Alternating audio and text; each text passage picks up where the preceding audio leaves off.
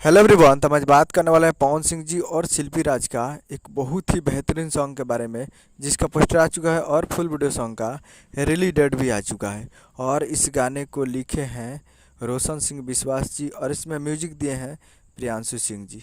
और इस गाने को गाए हैं पवन सिंह जी और शिल्पी राज जी, जो कि आपको स्क्रीन का ऊपर दिखाई दे रहा है। जिस सॉन्ग का टाइटल है धनिया में पनिया, जिसका टाइटल है धनिया में पनिया।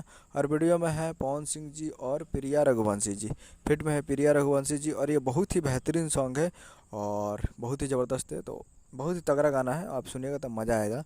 और ये फुल वीडियो सॉन्ग को रिलीज़ किया जा रहा है। फुल वीडियो सॉन्ग रिलीज इन 2 मई 2025 को सुबह 6:45 पे फुल वीडियो सॉन्ग को रिलीज़ किया जा रहा है।